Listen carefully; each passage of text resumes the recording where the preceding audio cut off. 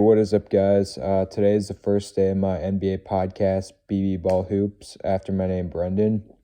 And pretty much what we're going to be doing is going over recent huge headlines in the NBA and kind of giving my opinion on how I think they're going to play out in the near future. Definitely feel free to give me feedback. I'm always trying to improve this channel however I can. I'm looking forward to giving you guys some content. All right, so the first notable headline to go over today is the front runners for James Harden are pretty much opting out of trade talks, essentially. The main two I want to go over today are Philadelphia and Miami Heat. But what I really want to talk about first is the interesting case of James Harden this year so far, because he came into training camp about 10 pounds overweight, and he still is playing phenomenal at an MVP level, putting up 39, shooting 60% from the field and 50% from three, which is absolutely incredible numbers even for him. And Philadelphia opting out is definitely understandable in my opinion because of the value of Ben Simmons to Daryl Morey, which is definitely understandable. Ben Simmons, I think he's essentially another LeBron James type player, MVP caliber, if he's able to develop some sort of a jump shot. But at this point in his career, even though he's still very young, it's unlikely that he'll be able to do that because of how elite he already is.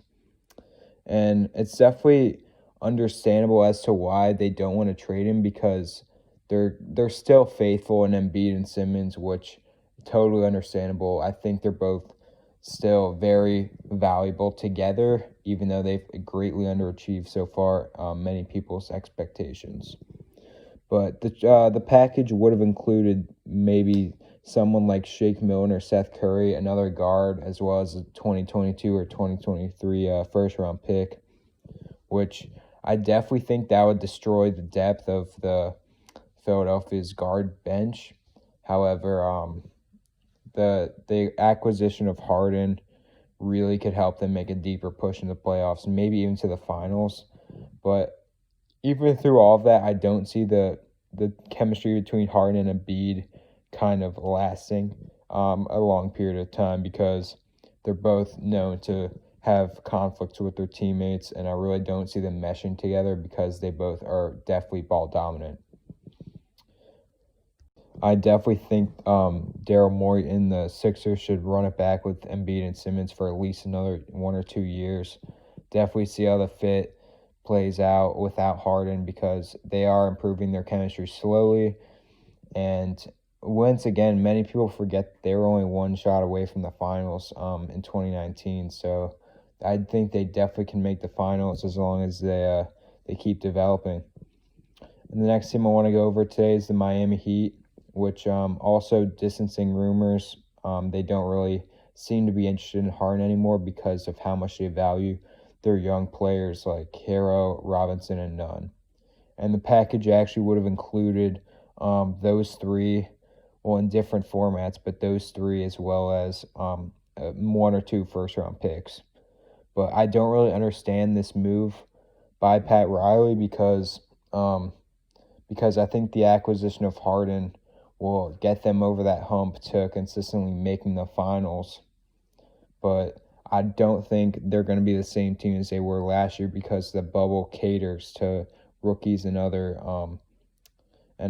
newer players, because without fans as well as home court advantage really does make an impact. So I don't see those young players stepping up anymore in the playoffs as they did last year, and I think they definitely made a mistake by not looking at Harden anymore. I agree with James Harden staying for now, as it seems he will be for maybe a bit of time, probably 1 or 2 more years until his contract is up. But I definitely think he should give Steven Silas, John Wall, and DeMarcus Cousins, as well as Christian Wood, who's been playing at a very, very high level, a chance to at least make a playoff push. I mean, I see them making the East. I see them being like a 5 seed or so, or 5 or 6 seed in the East. Definitely not any more than that, because I don't see them better than both LA teams, the Mavericks or the the Nuggets. So the team seems to be meshing better than it did, definitely. However, there's still a lot of need for improvement, as well as the new acquisitions need to create more chemistry with Harden for sure. And then the second and final story I want to go over today is Spencer Dinwiddie partially tearing his ACL, and it coming out that he's going to miss the rest of the season, which is absolutely a huge blow for the Brooklyn Nets and their depth. Definitely hurts them, I think, in going and winning a championship unless they really make a smart trade to kind of replenish what Dinwiddie would provide. So what I think they should do is they should definitely trade for another guard that can come off the bench and give them that boost of energy that Dinwiddie did. And even though Dinwiddie is an extremely valuable player, I don't think they'll be able to get someone to fully be able to do what he would have provided in the playoffs. But even though there's still a couple decent replacements, I think they should target. The first guard I think the Brooklyn Nets should definitely target is Derrick Rose. Definitely a very valuable vet offensively. Comes off the bench, can give you 18 to 20 a game. However, it's definitely notable to add that he's really lost defensive value over the years, even though he hasn't been that outstanding of a defensive player. Back in his MVP year of 2011, he was definitely a whole lot better than he was today. So he'll definitely provide what Dinwiddie would offensively, but they need to make some more defensive replacements, I think, because they're at this point simply a middle-of-the-road team defensively. Another guard I think they could go after is Ricky Rubio, who, same thing as Derrick Rose almost, except maybe a little bit worse.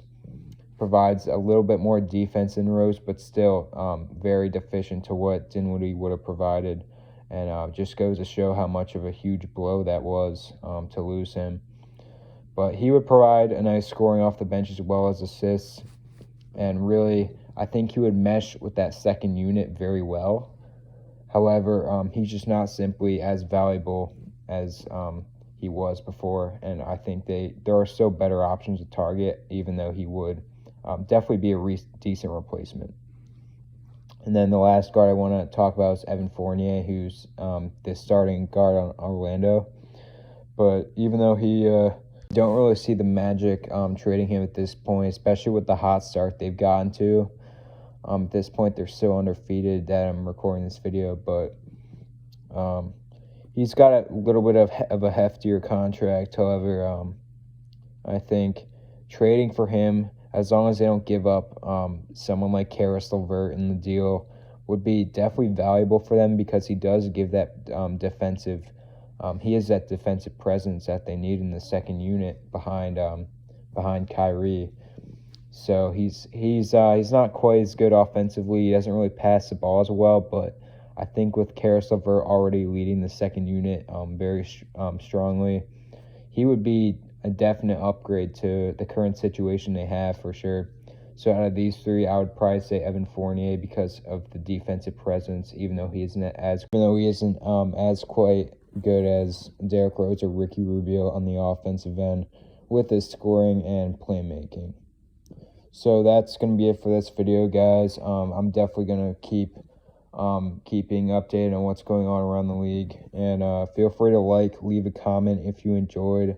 I'm going to be reading every comment for sure as I continue to grow this channel and improve my content. So thank you guys so much for listening, and we'll see you in the next one. What you gonna do? What you gonna do? What you gonna do? What you gonna do? This is just for us now.